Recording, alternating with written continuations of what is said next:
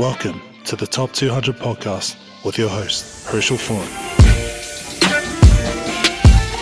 What's up, everybody? This is Herschel Fawn from High School Top 200, and this is the Monday morning meeting. Welcome back again to another episode of the Monday morning meeting, just where I go over all the first 15 games, highlights, scores, players, all that kind of stuff. If you're new to this, I am Herschel Fawn and I'm the one that runs it. It is all based on my opinion, things that I've seen all the players do throughout the years, and I'm the one that does all the rankings, all the photos, all the social media stuff. I take care of all of that. If you want to follow more, go onto YouTube and subscribe to the YouTube page just to get updated episodes of the Monday morning meeting. Also follow on Facebook and also on Instagram. Still thinking about the TikTok stuff, but it's all High School Top 200 or HS Top 200.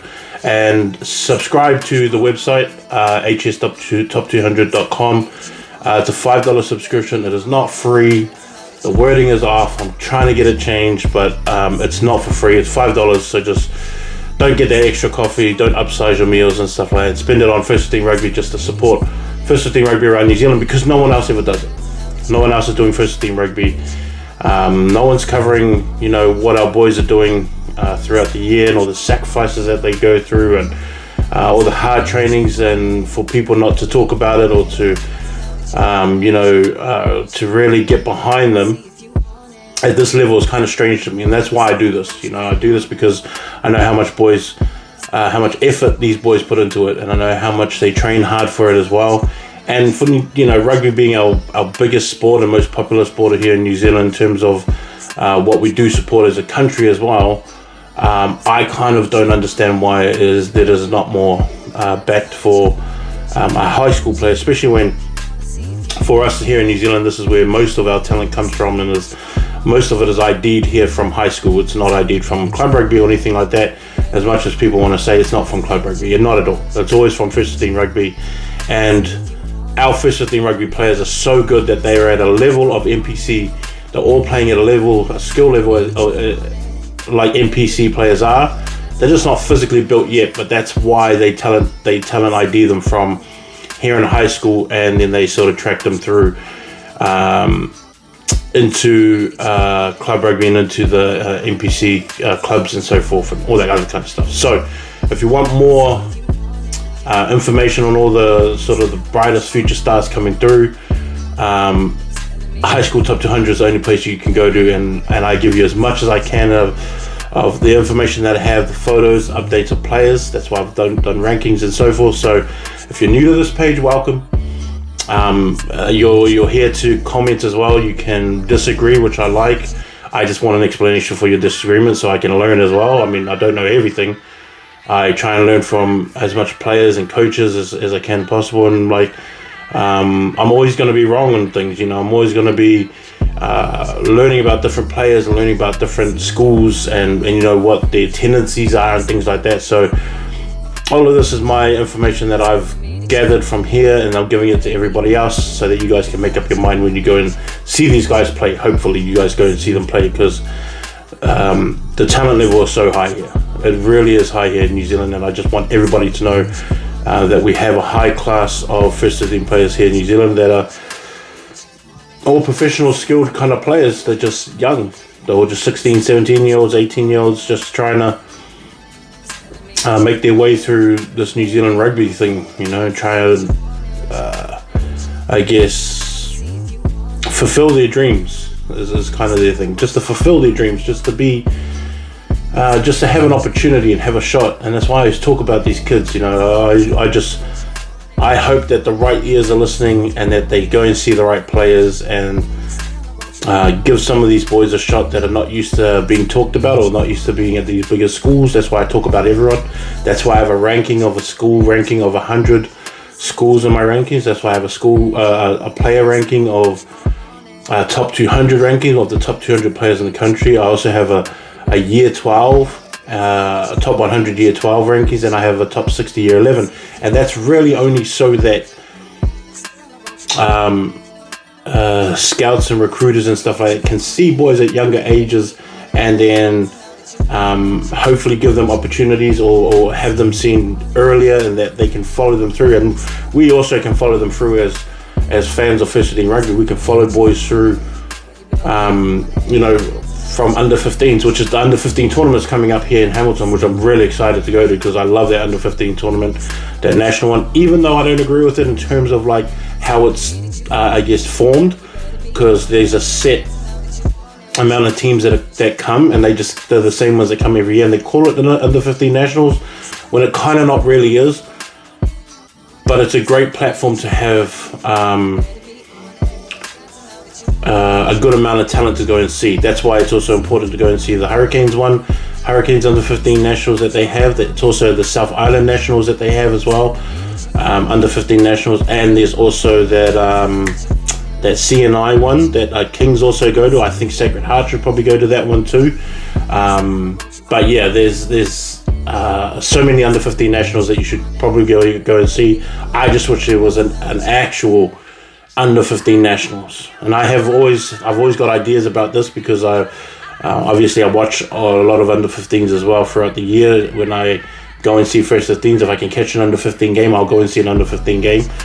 But I feel like there should be some kind of way that we can get a proper nationals and get a proper understanding of who the best under 15 team is in the country, because that's the level to go and see after you go and see first 15 rugby is under 15s. It just gives you a better gauge of what players are coming through, and I think that's a great step up for some of these young guys, because a lot of these guys in year 11s, year 10s and under 15s, you're going to see in first 15 the next year. There's always players that come through, so I'm excited about that. Coming up soon, just some of these games over the weekend, everyone's getting ready for their top four. North Harbour's just gotten, they've just set their top four. North Harbour's,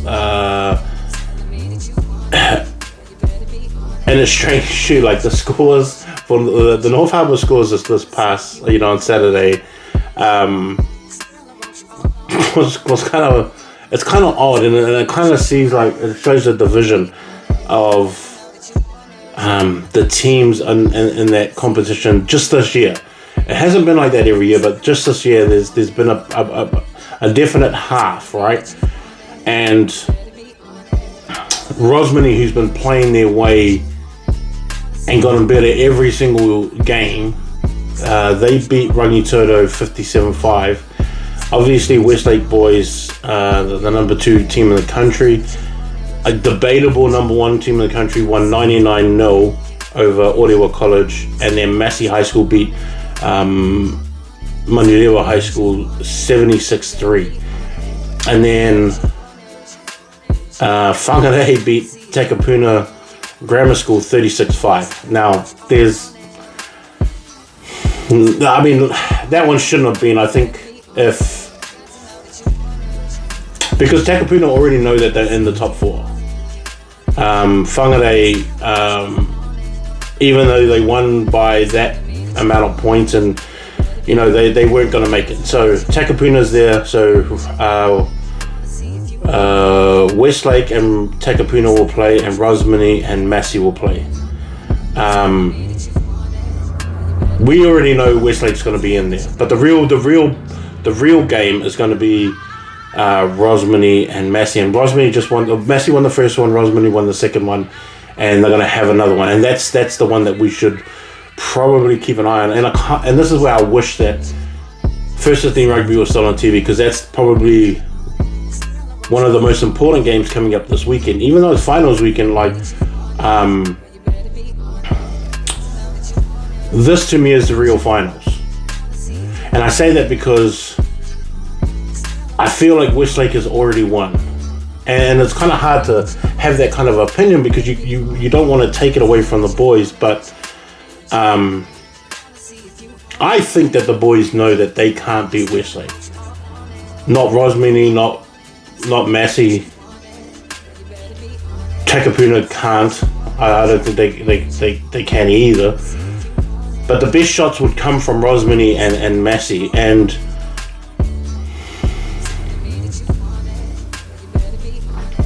I would even be surprised if one of those two even came 20 points within, that Westlake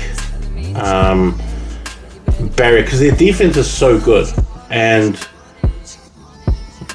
I mean, you would like to think that the game is open, but it really is Westlake's champion, and I just don't see them losing at all.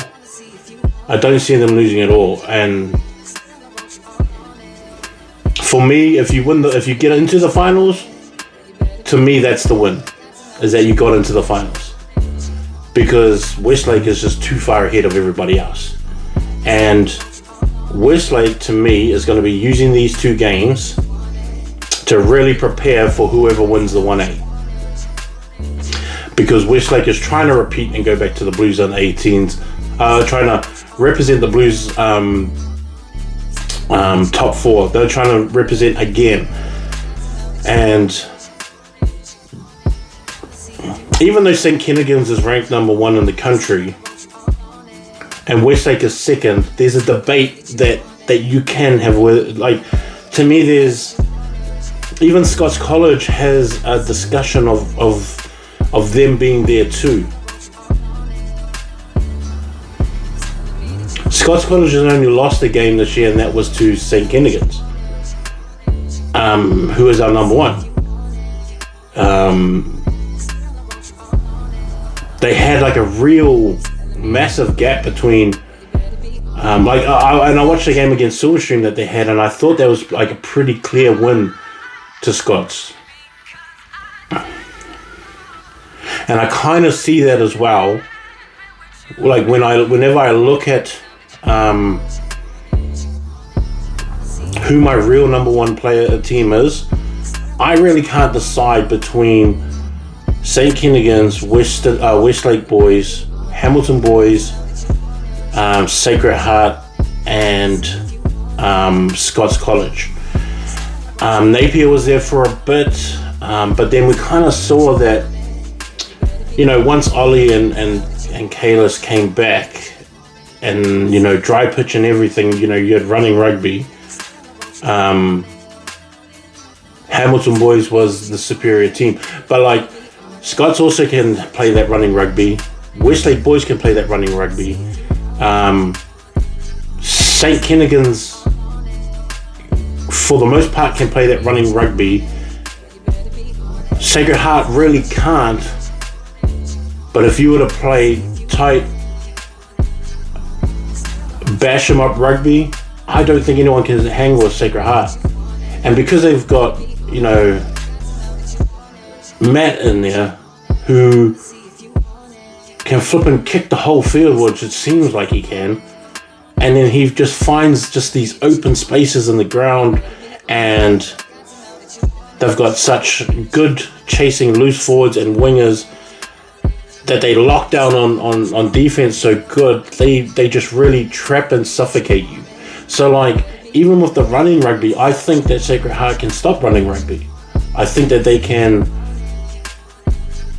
they have good enough players to lock those kind of teams down. And so when it comes between these 5 teams, I really don't know who the number 1 is. I just did it based off who won and lost, who's still unbeaten, who's in the stronger competition, and then the 1A has to be considered the stronger competition this year, taking over from the Super 8 last year. They have 2 top teams who, one hasn't lost all year, which is St. Kennigan's. Sacred Heart's only lost 1 game, and that was to St. Kennigan's. Scots has only lost 1 game, and that was to St. Kennigan's as well. And Hamilton Boys has lost 1 game without their star players. And remember, Hamilton Boys are still missing Tama Hodge. Like, Tama's been out for the year, and he was a New Zealand Barbarian lock last year. So when you think about what they could actually really have, and it's only worked out that Alex Arnold has really worked out. But if you had Christian McEwen and Tama, in your locking department with the front row that you have and the loose forward that they have, that's a pretty... I can't say unbeatable because everyone's beatable, but Tama makes up for a lot. And I mean, I saw him, cast up yesterday, walking around on the crutches. So I'm guessing he had his operation, and he's just recovering from it. But it would be a really different story if Tama had been playing this whole year. And sports just comes with injuries. That's kind of how it is.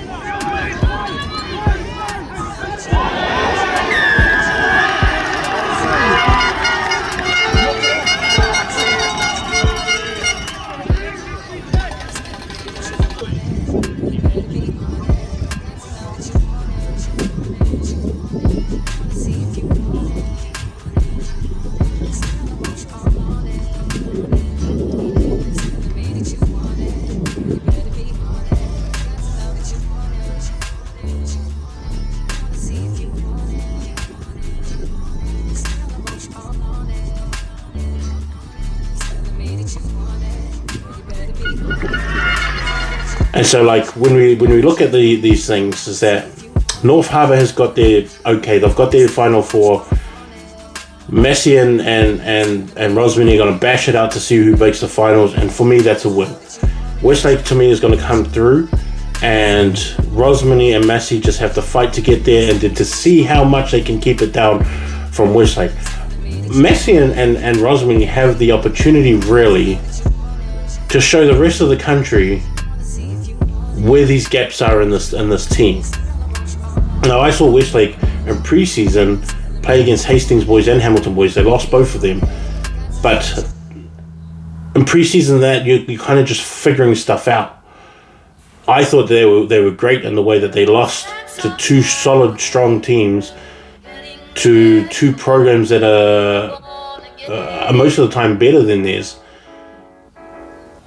But I could also see where Westlake boys could have won those games, and that's what I keep playing on in my mind. And even when I watch their games, and then I think about those preseasons, it's like, oh, Westlake boys have figured out their problems, and I think that they're going to come to the time where they can really put,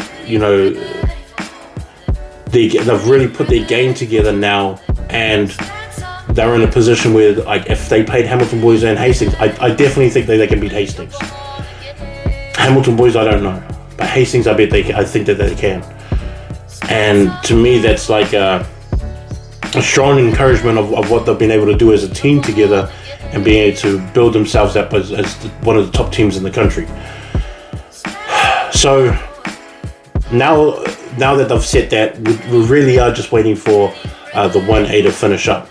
And I guess yesterday was, a good indication of what's happening, because now that we know what the top four is going to be for Auckland, where De La Salle and St. Kennigan's are going to play, and Sacred Heart and Auckland Grammar are going to play.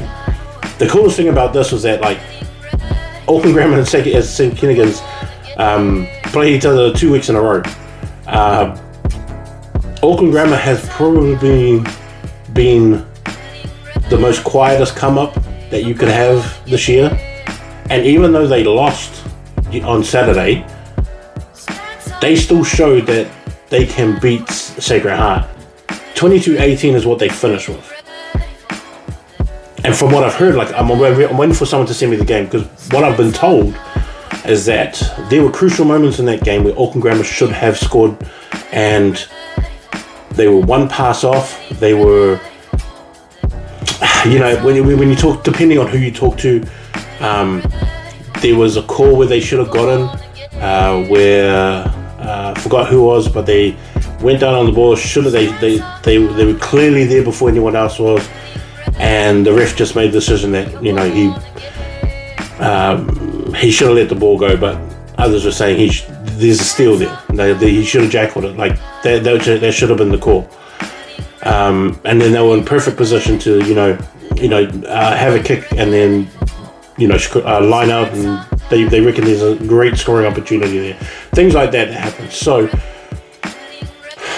either, and this is where the coaching staffs come into it, and where the coaching staffs have to go, all right, now that we just played each other, let's figure out where our faults are, let's figure out where their faults are, let's figure out how we can rearrange ourselves, or whether we do rearrange ourselves, because benches are going to be pretty important in this one.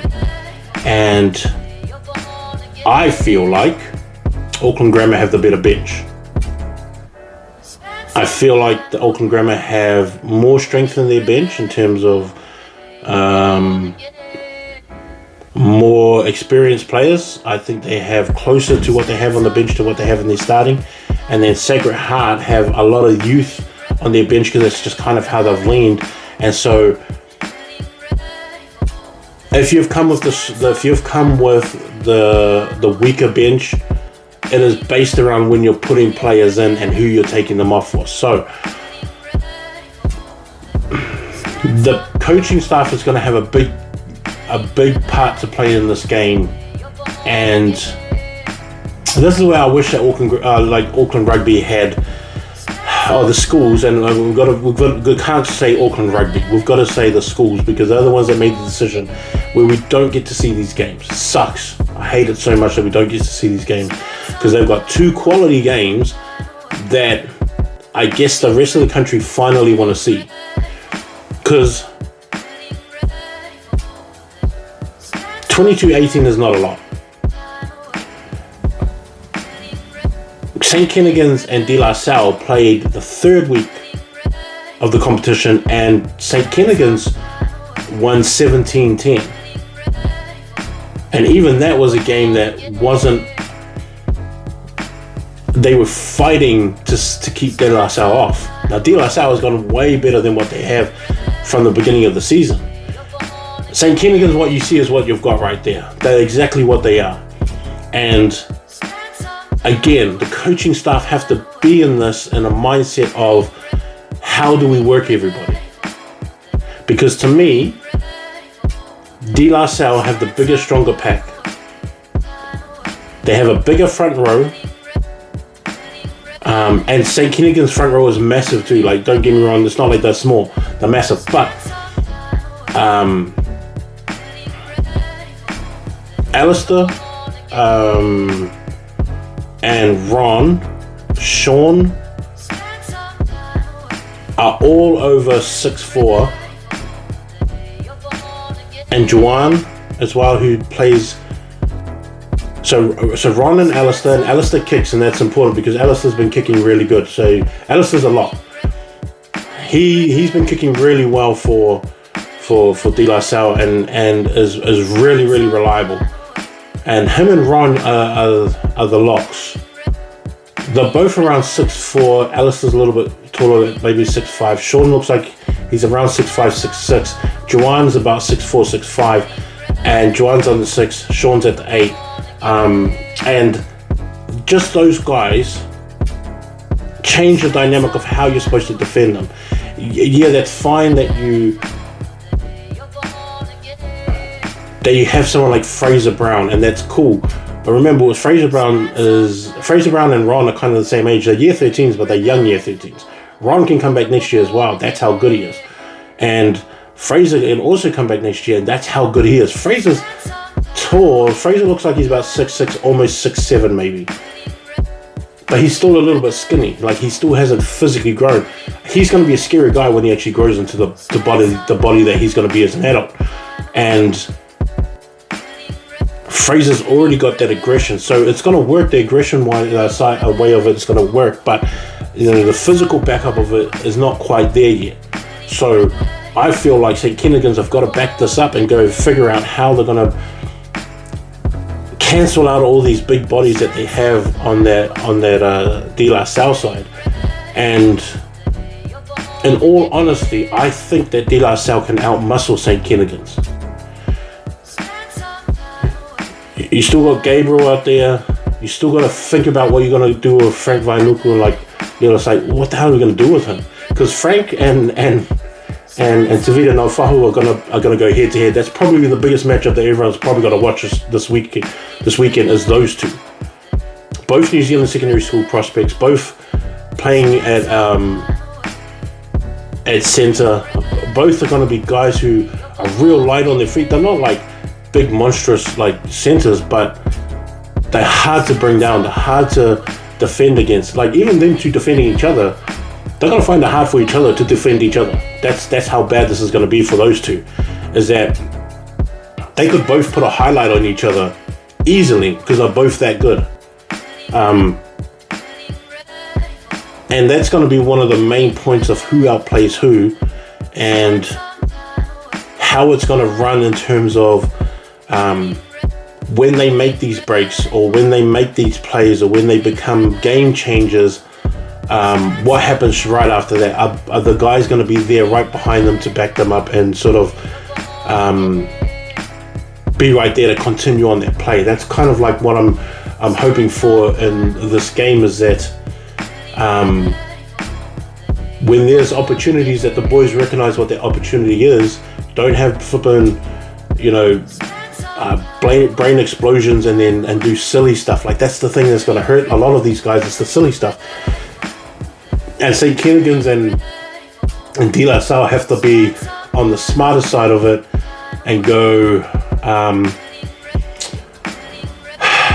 this is not the play to do it on. This is not the opportunity to run this play. This is not the opportunity that... And James Singer is going to be one of those, again, important guys in this game at halfback that will...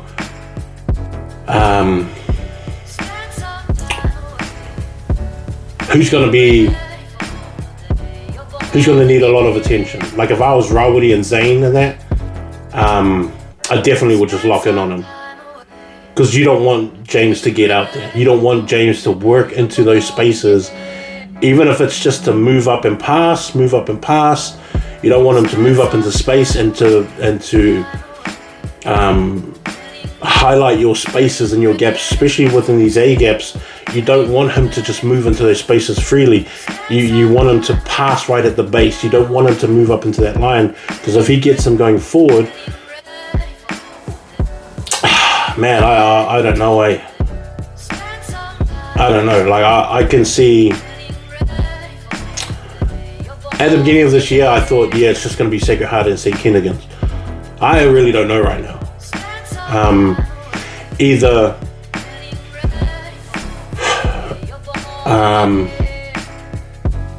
because the Auckland Grammar game, I think Auckland Grammar can win, but I think if they lose, they're going to get smashed. And I think they're going to get smashed because I think Sacred Heart is just going to figure this out and then just roll them. But if this game stays close, I think Auckland Grammar is going to win this game. And I think the St. Kennigan's game is whoever the most physical is, and whoever can't go the most physical for the whole distance, whoever can't handle that pressure of going physical the whole distance, they're the ones that are going to lose. And the worst thing about this is that in the past years, De La Salle hasn't been the fit team. This year, De La Salle is a fitter team than they've been than all the other years that I've seen. And so, like, the fitness side is not the factor.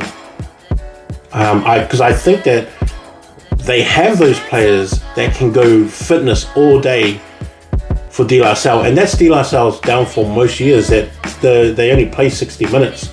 They only play 55 to 60 minutes in a 70-minute game, and then for those close games, they usually lose them. But this year's not that same thing. I actually think that they have that fitness base to go 70 minutes with every team and go full out physical for 70 minutes. So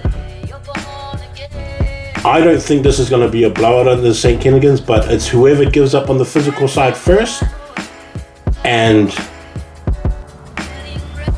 whoever stays in that same intensity and doesn't let go, they're the ones that are going to win this match. De La Salle have to stay intense the whole game, and to me, that's the fault of De La Salle, is that they don't know how to keep the intensity up of the game, and they usually lose it by someone challenging them, and they don't like the physical challenge. They can never just, like, there's been a few years where a lot of the players who, and to me it just depends on who their leaders are in the team. If the leaders say let it go, they'll let it go. If the leaders say let's go all out and then try and have a fist fight on the field, then they'll just go with it. These leaders in the team, like Sean, Gabriel and Frank, they're the ones that have to say to the rest of the boys, just leave it alone, we're just going to win this game, and then we can tell them to pack. That's what they need from this team. Who cares if these fellas shove you in that? Just push your hand away and just carry on. That's what De La Salle need to do, the intensity of that game, and I'm saying don't lose track of what your game plan is. St. Kennigans, on the other hand, they've got to be able to stay within their game plan. Because to me, Tavita is probably the only player that can play outside of the game plan and be okay. And I feel like if Tavita drifts off by himself, it's fine. But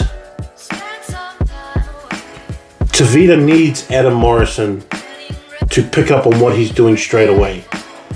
And I think that's the important thing, is that if Tavita drifts off and he starts doing his own thing and he starts finding his space, which to me, he would be the guy that I just give it to him, but like, yeah, just fine, do what you need to do to get us over the thing. Adam Morrison needs to pick up on that straight away from fullback and go, oh shoot, this is what he's doing. Because they played together like ever since they were young, so it's not a new thing for Adam to watch him and go, oh shoot, this is what he's going for, I've just got to be there.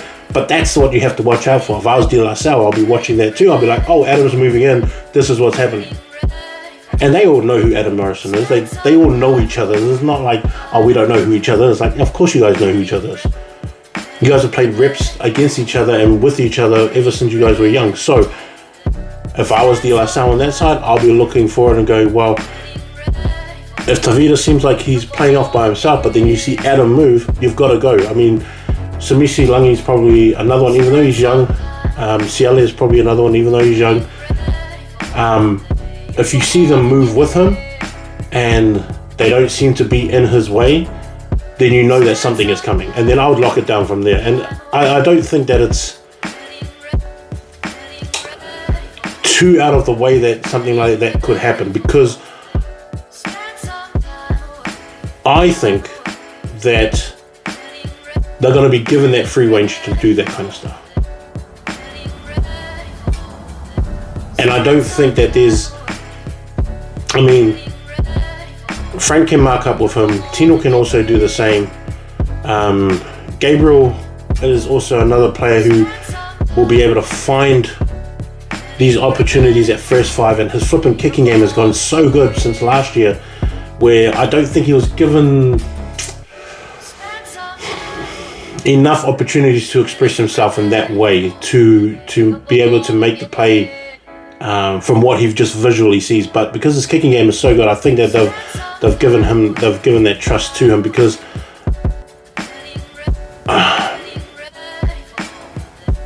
Gabriel's kicking game is onto it right now. And from what I've seen in the last few games that they've had, maybe the last 4 games that I've seen their games of, he's just started picking off the right things, and he started picking off the games, the teams, and what their weaknesses are. And so I would give it to him. I would make sure that if I was St. Kennigans, to lock that side of it down and make sure he doesn't get onto his kicking game stuff. Because if he does, you're going to see Tino break the line, you're going to see Frank break the line, you're going to see even the forwards get into it. Like Sean seems to run outside in the midfield and he stays in close to second 5. He usually plays in that kind of gap. But when he runs it and you just can't stop him, that's just going to be a problem for St. Kennegans. And so this is where I wish a lot of us could like see these games. It sucks so much that these guys have made this decision where no one can see their games. It really does suck, because this is probably the most excited I've been about the top 4 for the 1A in a while. They've always got good games, but I feel like this is probably the closest ones that we're going to get are these 2 games.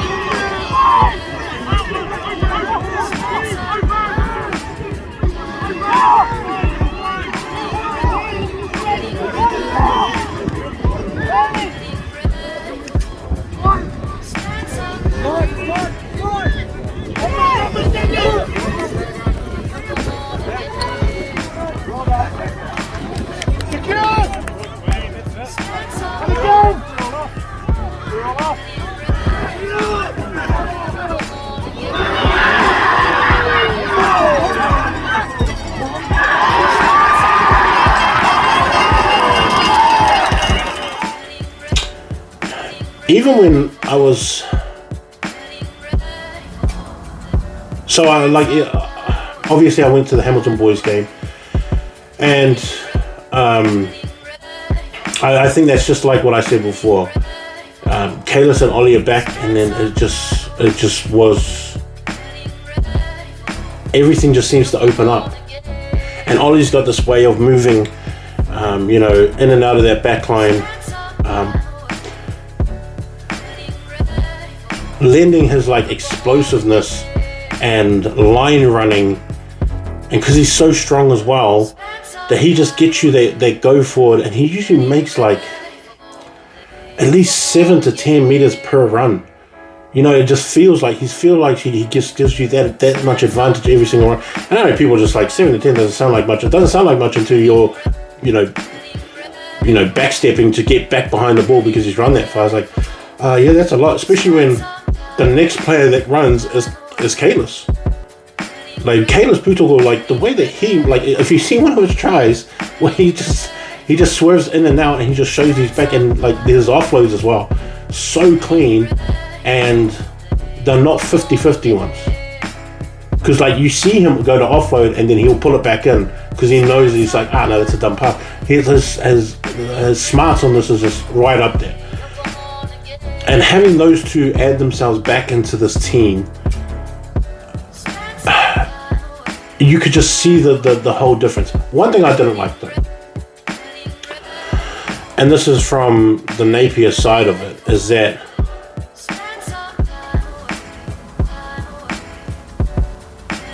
Tasman,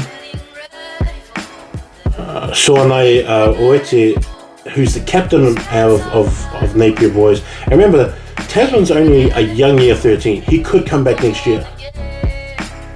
But this dude, I found out he was sick. And like when I was watching him, I was going, flipping hell.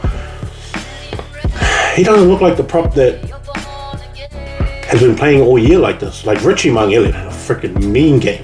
That dude was so good on Saturday. And that's usually the way that Tasman plays. And I wouldn't be surprised if they said, Richie, you got to take all these runs that Tasman usually does. But Tasman was so sick that he had like a fever the night before, and that he was trying to sweat it all out so that he could play. And then I heard that in the morning that dude was still not right to play, and he just goes, I'm going to play.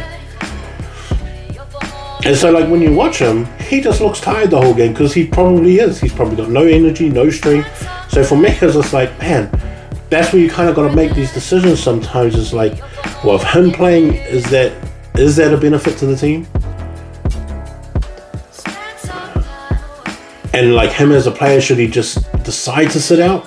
Because that's what I didn't like about it. I was just like, oh man, like, and I understand that you want to win the Super 8 and you are the captain, but at the same time, a captain move is like, man, if I can't play this game, is it better for me to just sit out? And I'm not just talking about him, but I'm talking about all captains. I'm talking about doing what's better for the team. All players doing what's better for the team. Like we saw Hamilton boys last year lose the finals and then win the national top 4. Napier still have that chance that even though they lost his finals, like cool. And he should have just said, I'm going to save myself for the Hurricanes and just get better and just save myself.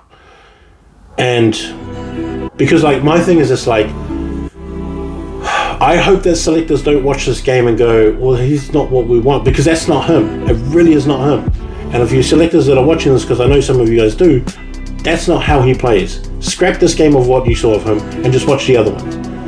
Because this dude was really sick on that day. And it's hard to judge that, say, oh, Herschel, why do you have this guy ranked so high? He was nowhere. I couldn't even find him. I was like, well, that's the reason why. I didn't even know he was sick till after the game. And like, one of the guys told me, they was like, hey, this guy wasn't even supposed to play. He was sick in the morning. You know, so it's like those kind of things. But that game was just so, it was one-sided.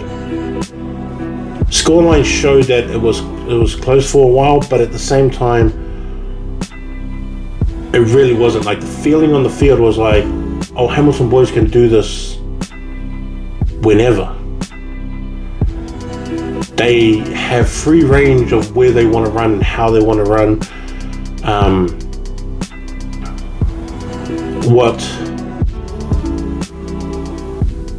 What felt like so much work for Napier to get all the way up to their line felt like it was something easy that Hamilton would do. Napier felt like Napier had to work and work and work. They were doing rucks and rucks at a time and phases at a time just to get up into their 22, whereas Hamilton were just making 2 or 3 breaks and they were already there and they were just pressing. And I found it hard to sort of dissect it in a way that it was just like, okay, am I fair in the way that I'm thinking, because it doesn't fit? And then I had to watch it again, not from the sideline, but obviously from what Livestream and Livestream Shop did, who always do a great job. A shout out to Helen and Daniel Wrightson and what they do for there, and also for the multi-channel, and then putting on these games. But when I watched it, I was like, oh, okay, this is a bit different how I'm watching it like this. And even when you had the switch over from Mac Russ over to Mitchell Swain, you think like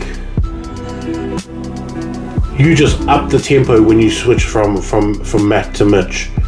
And Mitch who's only year 12 and who I think is like a front runner for New Zealand secondary schools next year, his tempo level just shoots right up, and then they just go and go and go, and to me I was just like, that was another thing that I thought was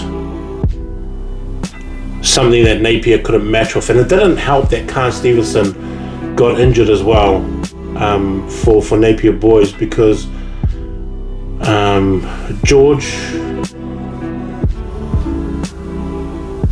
George Hansey, Khan Stevenson, and Angus Prouting, they work perfectly. And I think if you take one of them out, you do see a significant kind of drop. And Khan going out early, it took away the athleticism in that loose trio, and a guy that was trying to stay up with Ollie, and for the most part he did. And I know that when he went out, because I was on that same sideline and I saw him clutch, I was like, oof, that must have been pretty sore for him to want to come out. Or he didn't want to come out. They told him to get out because he looked like he was pretty sore. And just to keep up with a team like Hamilton boys, you just need everybody at running. And it didn't help that Joel Russell got injured too, and he got injured early on. He was playing on one foot, and it sucks too, because like I've said before, I think he's the best halfback playing right now. Even better than the two New Zealand secondary school halfbacks that have returned. I think Joel Russell's the best halfback right now. And for him to go out early, to me, really hurt the team. Even for him to get injured early, really hurt the team. And so there were just things that just weren't falling for Napier boys on Saturday, and it kind of showed. It really did show. And then it showed how much also Hamilton boys wanted this, because they didn't slow down at all. They just kept going and going and going, and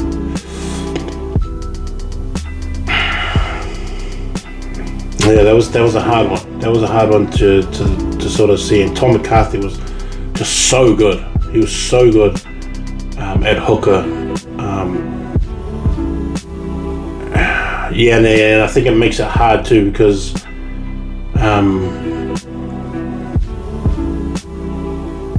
I have a bracket of guys that I think that are New Zealand secondary school hookers this year, and it's quite a full bracket.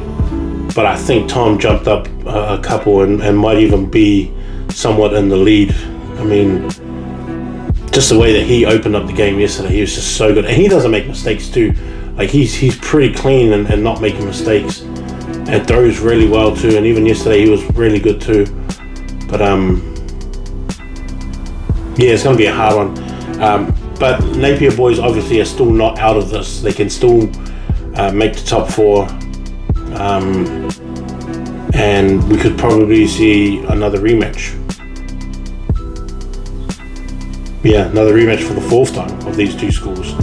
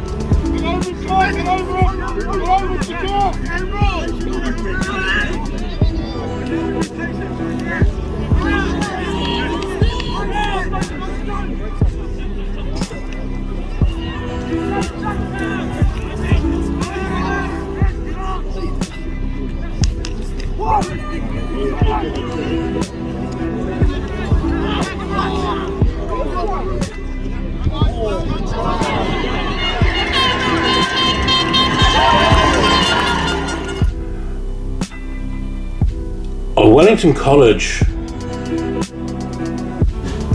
I think Wellington College lost it for themselves. And I say that because I think they played really good on Saturday. I really did think that they were really good. I thought they were so good around the field. I thought they were good as a team. I thought Riley played real mean. I thought Harry Law had another good game. Israel had another good game. Flynn Taylor was also good. Finn O'Sullivan, he had a solid game as well. And I think, and this is kind of, and this is not an attack on Archie or anything like that.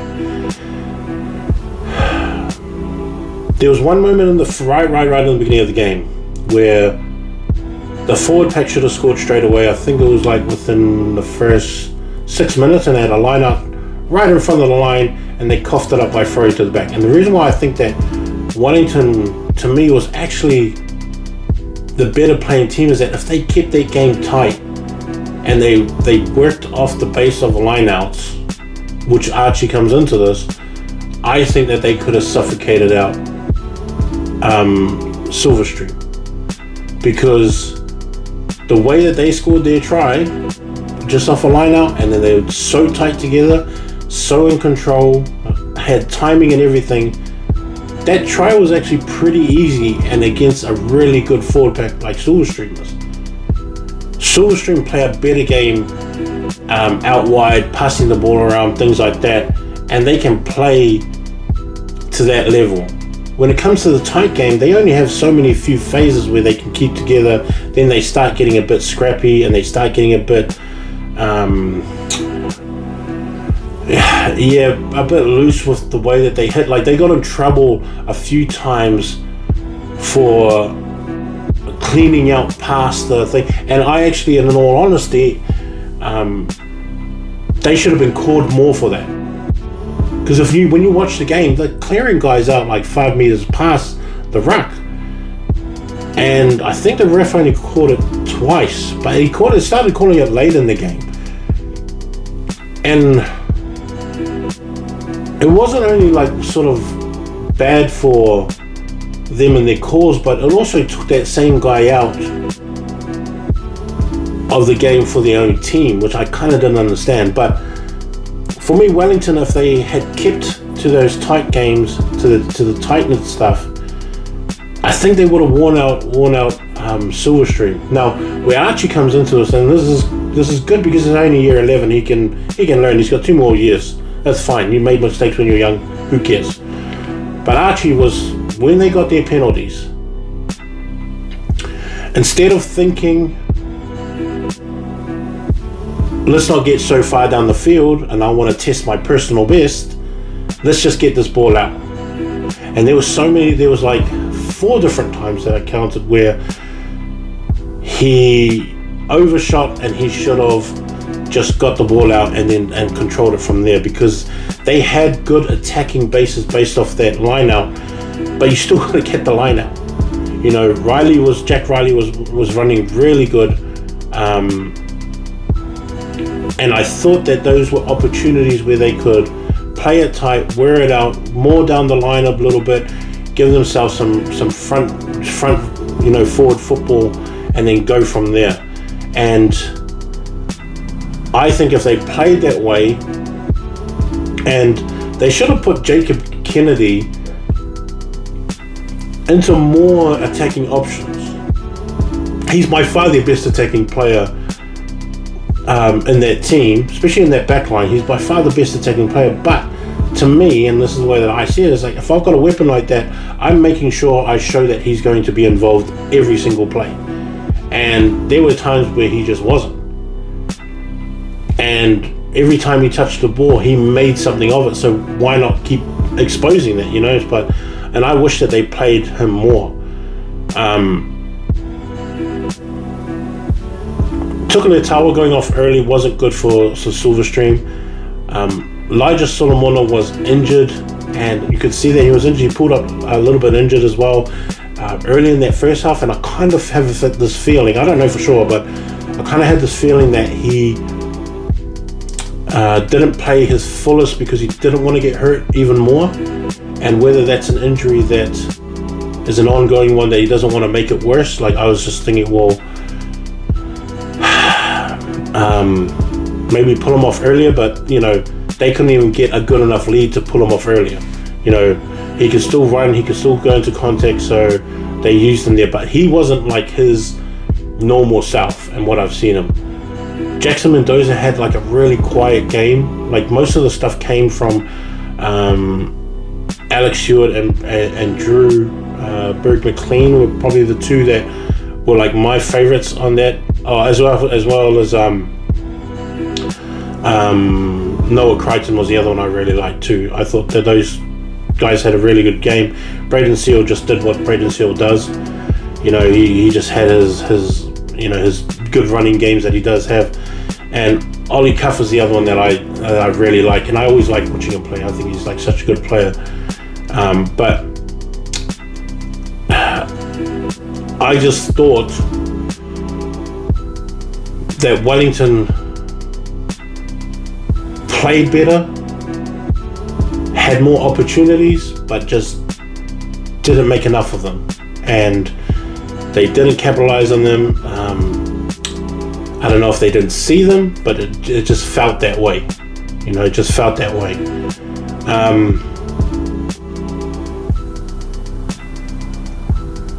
And Scots is obviously going to see Silverstream in the finals, and hopefully that David, his injury is not that bad, because they need him for the finals. They've already been beaten, but they need him for the finals even more against Scots, and so I see what happens there.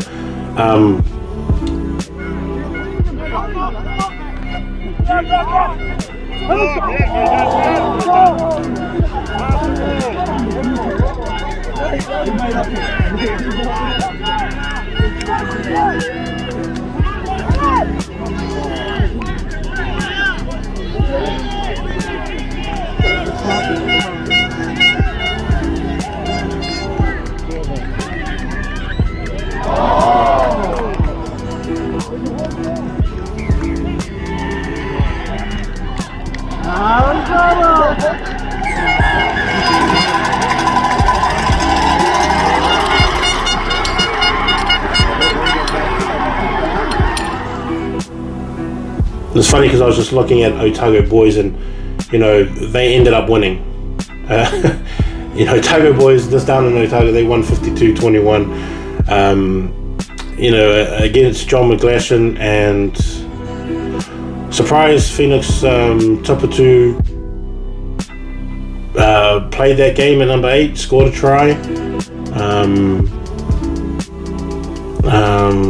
Taitele Tassi Quarters, he scored a couple of tries himself, but it just seemed like that team was back to it, and kind of backs up my theory of they need this guy. They need him on the team. If he's away, then they don't win, or they don't have the confidence to win. And yes, that's a lot of pressure, but that's kind of what they're playing with.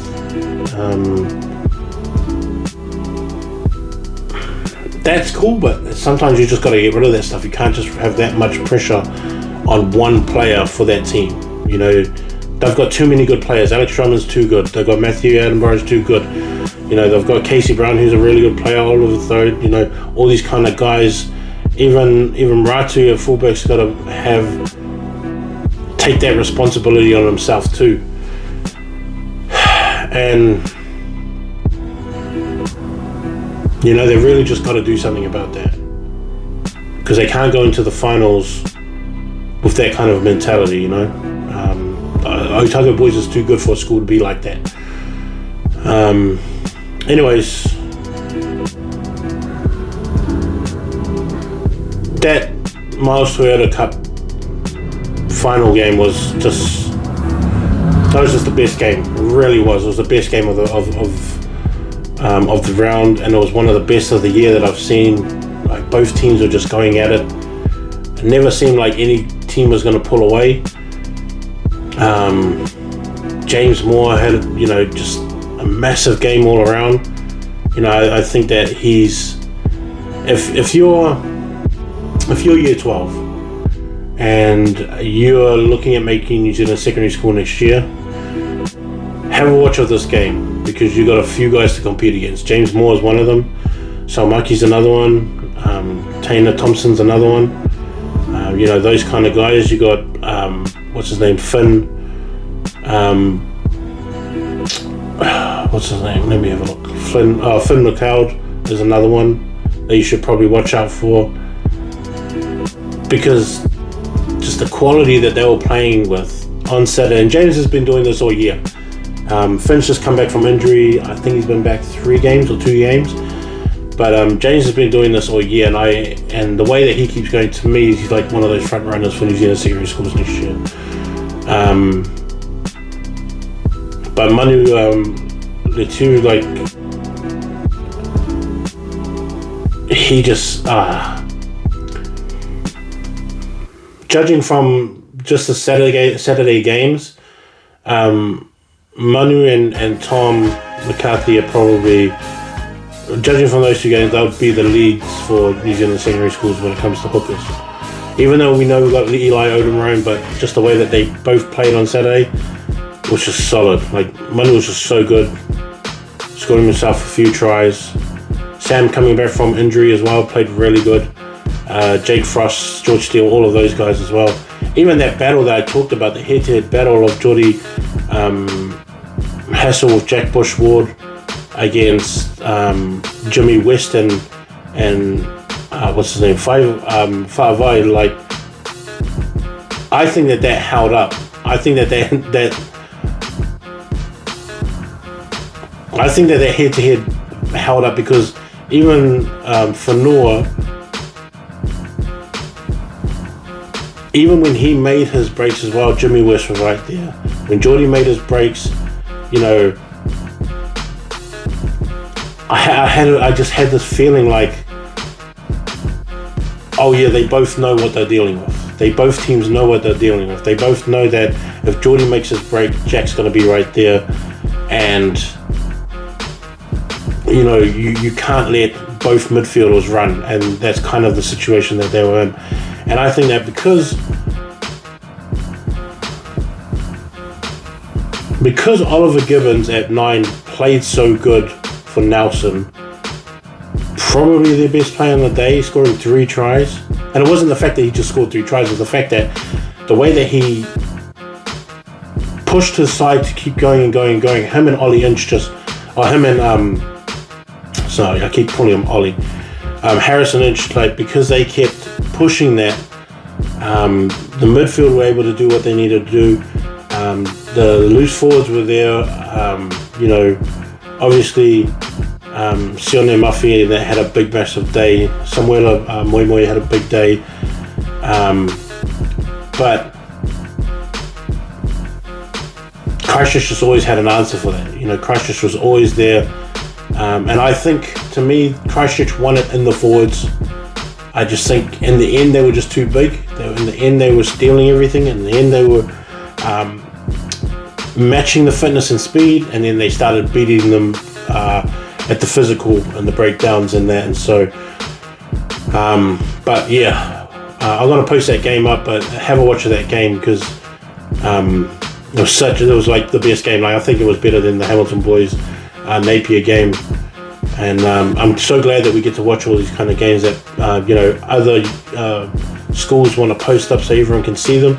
And, you know, even Huddy Sports, like, I'm so glad that Huddy Sports does the games that they do, and I wish they would do more.